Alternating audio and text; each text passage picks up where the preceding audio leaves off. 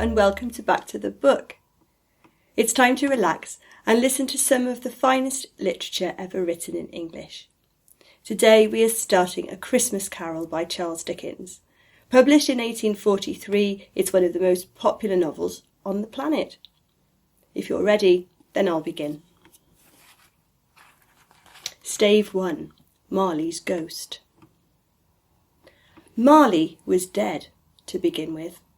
There is no doubt whatever about that. The register of his burial was signed by the clergyman, the clerk, the undertaker, and the chief mourner. Scrooge signed it, and Scrooge's name was good upon change for anything he chose to put his hand to. Old Marley was as dead as a doornail. Mind, I don't mean to say that I know, of my own knowledge, what there is particularly dead about a doornail. I might have been inclined myself to regard a coffin-nail as the deadest piece of ironmongery in the trade. But the wisdom of our ancestors is in the simile, and my unhallowed hands shall not disturb it, or the country's done for. You will therefore permit me to repeat emphatically that Marley was dead as a doornail. Scrooge knew he was dead? Of course he did. How could it be otherwise? Scrooge and he were partners for I don't know how many years. Scrooge was his sole executor, his sole administrator, his sole assign, his sole residuary legatee, his sole friend, and his sole mourner. And even Scrooge was not so dreadfully cut up by the sad event, but that he was an excellent man of business on the very day of the funeral, and solemnized it with an undoubted bargain. The mention of Marley's funeral brings me back to the point I started from. There is no doubt that Marley was dead. This must be distinctly understood, or nothing wonderful can come of the story I am going to relate. If we were not perfectly convinced that Hamlet's father died before the play began, there would be nothing more remarkable in his taking a stroll at night, in an easterly wind, upon his own ramparts, than there would be in any other middle-aged gentleman rashly turning out after dark in a breezy spot, say St. Paul's churchyard, for instance, literally to astonish his son's weak mind. Scrooge never painted out old Marley's name. There it stood, years afterwards, above the warehouse door. Scrooge and Marley. The firm was known as Scrooge and Marley. Sometimes people new to the business called Scrooge, and sometimes Marley. But he answered to both names. It was all the same to him. Oh, but he was a tight-fisted hand at the grindstone, Scrooge. A wheezing, wrenching, grasping, scraping, clutching, covetous old sinner, hard and sharp as flint, from which no steel had ever struck out generous fire, secret and self-contained, and solitary as an oyster. The cold within him froze his old features, nipped his pointed nose, shrivelled his cheek, stiffened his gait, made his eyes red, his thin lips blue, and spoke out shrewdly in his grating voice. A frosty rime was on his head, and on his eyebrows and his wiry chin. He carried his own low temperament always about with him. He iced his office in the dog days, and didn't thaw it 1 degree at Christmas. External heat and cold had little influence on Scrooge. No warmth could warm, nor wintry winter chill him. No wind that blew was bitterer than he, no falling snow was more intent upon its purpose, no pelting rain less open to entreaty. Foul weather didn't know where to have him.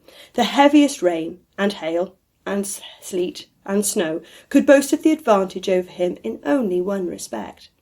They often came down handsomely, and Scrooge never did. Nobody ever stopped him in the street to say, with gladsome looks, "My dear Scrooge, how are you? When will you come to see me?" No beggars implored him to bestow a trifle. No children asked him what it was o'clock. No man or woman ever once in all his life inquired the way to such and such a place of Scrooge. Even the blind men's dogs appeared to know him, and when they saw him coming on, would tug their owners into doorways and up courts, and then would wag their tails as though they said, "No eye at all is better than an evil eye, dark master." But what did Scrooge care? It was the very thing he liked. to edge his way along the crowded paths of life, warning all human sympathy to keep its distance, was what the knowing ones called nuts to Scrooge.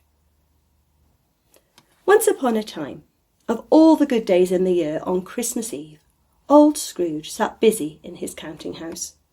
It was cold, bleak, biting weather, foggy withal, and he could hear the people in the court outside go wheezing up and down, beating their hands upon their breasts and stamping their feet upon the pavement stones to warm them. The city clocks had only just gone 3, but it was quite dark already.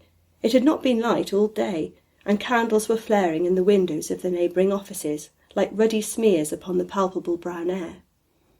The fog came pouring in at every chink and keyhole, and was so dense without that although the court was of the narrowest, the houses opposite were mere phantoms. To see the dingy cloud come drooping down, obscuring everything, one might have thought that nature lived hard by and was brewing on a large scale. The door of Scrooge's counting-house was open that he might keep an eye upon his clerk, who in a dismal little cell beyond, a sort of tank, was copying letters. Scrooge had a very small fire, but the clerk's fire was so very much smaller that it looked like one coal, but he couldn't replenish it, for Scrooge kept the coal-box in his own room, and so surely as the clerk came in with a shovel, the master predicted that it would be necessary for them to part. Wherefore the clerk put on his white comforter and tried to warm himself at the candle, in which effort, not being a man of strong imagination, he failed. "A Merry Christmas, Uncle! God save you!" came a cheerful voice. It was the voice of Scrooge's nephew, who came upon him so quickly that this was the first intimation he had had of his approach. "Bah!" said Scrooge. "Humbug!" He had so heated himself with rapid walking in the fog and frost, this nephew of Scrooge's, that he was all in a glow. His face was ruddy and handsome, his eyes sparkled, and his breath smoked again. "Christmas a humbug, Uncle?" said Scrooge's nephew. "You don't mean that, I am sure." "I do," said Scrooge. "Merry Christmas! What right have you to be merry? What reason have you to be merry? You're poor enough." "Come then," returned the nephew gaily. "What right have you to be dismal? What right have you to be morose? You're rich enough." Scrooge, having no better answer ready on the spur of the moment, said "Bah!" again, and followed it up with "Humbug." "Don't be cross, Uncle," said his nephew. "What else can I be," returned the uncle, "when I live in such a world of fools as this? Merry Christmas! Out upon Merry Christmas! What's Christmas time to you but a time for paying bills without money, a time for finding yourself a year older and not an hour richer, a time for balancing your books and having every item in 'em through a round dozen of months presented dead against you? If I could work my will," said Scrooge indignantly, "every idiot who goes about with Merry Christmas on his lips should be boiled with his own pudding and buried with a stake of holly through his heart. He should." "Uncle!" pleaded the nephew. "Nephew!" returned the uncle sternly. "Keep Christmas in your own way and let me keep it in mine." "Keep it?" repeated Scrooge's nephew. "But you don't keep it." "Leave me alone then," said Scrooge. "Much good may it do you. Much good it has ever done you." "There are many things from which I might have derived good, by which I might have not profited, I dare say," returned the nephew. "Christmas among the rest. But I am sure I have always thought of Christmas time, when it has come around, apart from the veneration due to its sacred name and origin, if anything belonging to it can be apart from that, as a good time, a kind, forgiving, charitable, pleasant time, the only time I know of in the long calendar of the year, when men and women seem by one consent to open their shut-up hearts freely, and to think of people below them as if they really were fellow passengers to the grave, and not another race of creatures bound on another journey. And therefore, Uncle, though it has never put a scrap of gold or silver in my pocket, I believe it has done me good, and will do me good, and I say, God bless it." The clerk in the tank involuntarily applauded. Becoming immediately sensible of the impropriety, he poked the fire and extinguished the last frail spark for ever. "Let me hear another sound from you," said Scrooge, "and you'll keep your Christmas by losing your situation." "You're quite a powerful speaker, sir," he added, turning to his nephew. "I wonder you don't go into Parliament." "Don't be angry, uncle. Come, dine with us tomorrow." Scrooge said that he would see him. Yes, indeed he would. He went the whole length of the expression, and said that he would see him in that extremity first. "But why?" cried Scrooge's nephew. "Why?" "Why did you get married?" said Scrooge. "Because I fell in love." "Because you fell in love," growled Scrooge, as if that were the only thing in the world more ridiculous than a Merry Christmas. "Good afternoon." "Nay, uncle, but you never came to see me before that happened. Why give it as a reason for not coming now?" "Good afternoon," said Scrooge. "I want nothing from you. I ask nothing of you. Why cannot we be friends?" "Good afternoon," said Scrooge. "I am sorry with all my heart to find you so resolute. We have never had any quarrel, to which I have been a party. But I have made the trial in homage to Christmas, and I'll keep my Christmas humour to the last. So, a Merry Christmas, uncle." "Good afternoon," said Scrooge. "And a Happy New Year." "Good afternoon," said Scrooge. His nephew left the room without an angry word. Notwithstanding, he stopped at the outer door to bestow the greetings of the season on the clerk, who, cold as he was warmer than Scrooge, for he returned them cordially.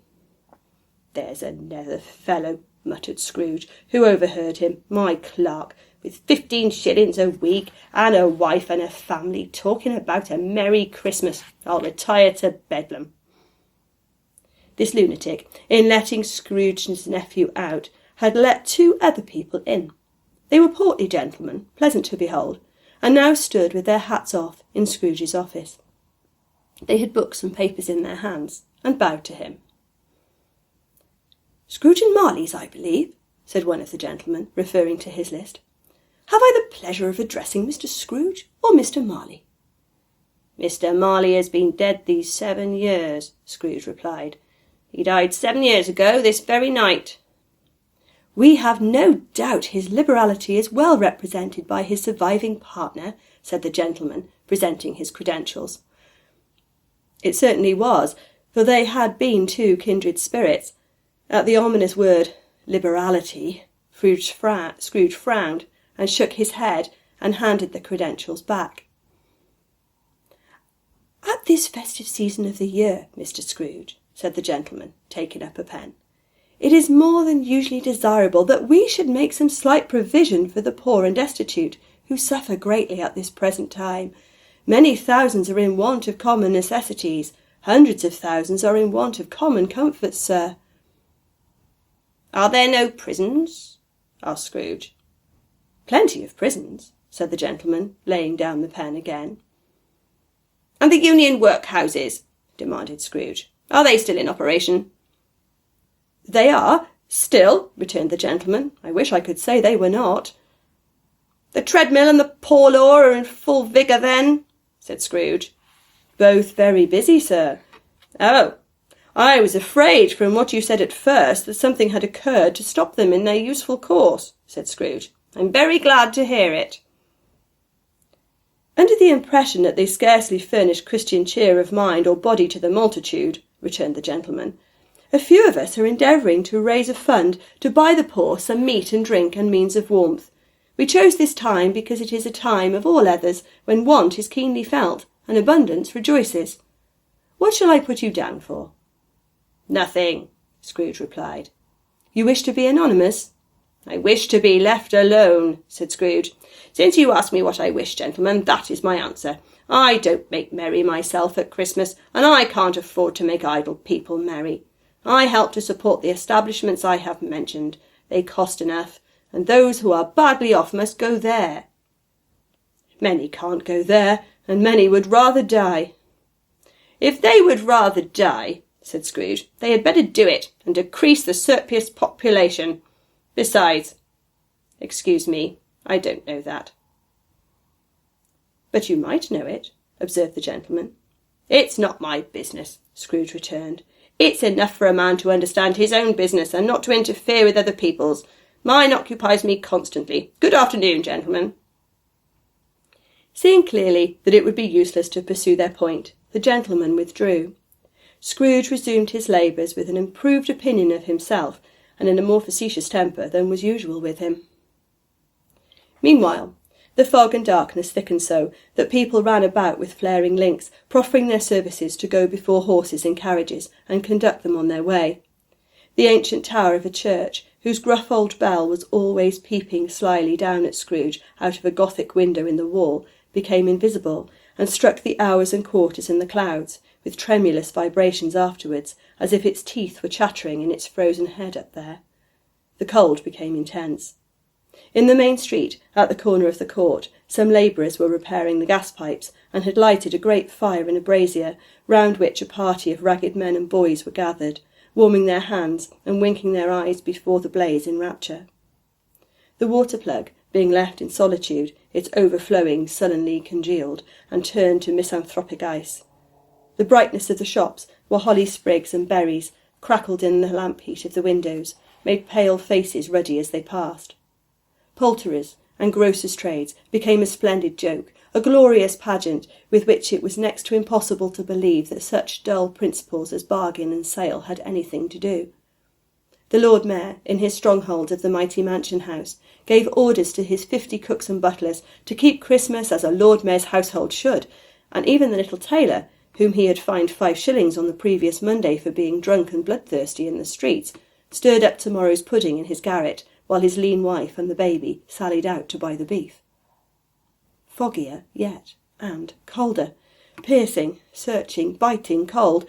If the good St. Dunstan had but nipped the evil spirit's nose with a touch of such weather as that, instead of using his familiar weapons, then indeed he would have roared to lusty purpose.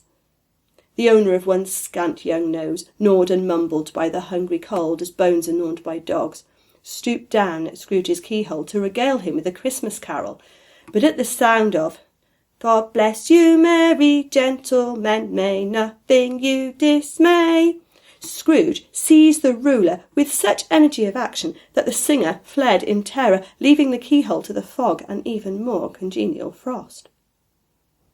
At length the hour of shutting up the counting-house arrived.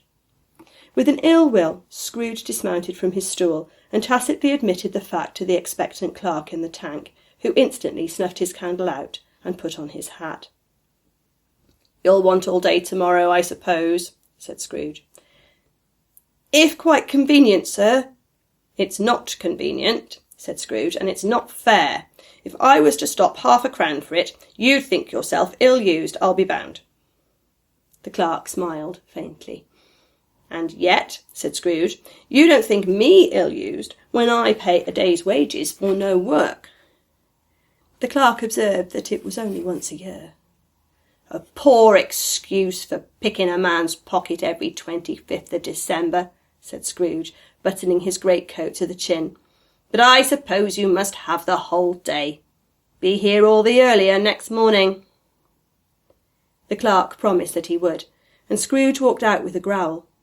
The office was closed in a twinkling, and the clerk, with the long ends of his white comforter dangling below his waist, for he boasted no greatcoat, went down a slide on the Cornhill at the end of a lane of boys 20 times, in honour of its being Christmas Eve, and then ran home to Camden Town as hard as he could pelt, to play at blindman's buff.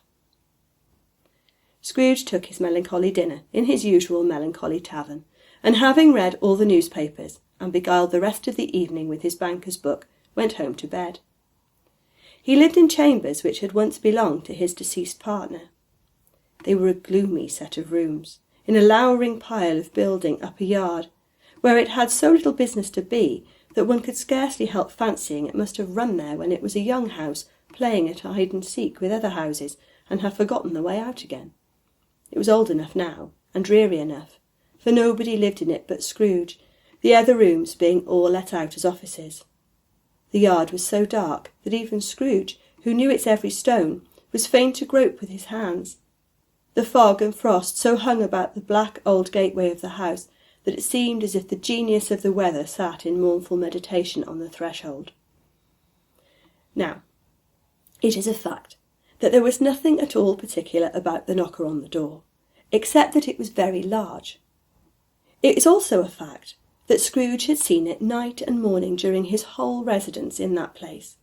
Also that Scrooge had as little of what is called fancy about him as any man in the city of London, even including, which is a bold word, the corporation, aldermen, and livery. Let it also be borne in mind that Scrooge had not bestowed one thought on Marley since his last mention of his 7 years dead partner that afternoon. And then let any man explain to me, if he can, how it happened that Scrooge, having his key in the lock of the door, saw, in the knocker, without its undergoing any intermediate process of change, not a knocker, but Marley's face. Thank you for listening. Please like and subscribe if you'd like to hear the next instalment, and I'll see you next time.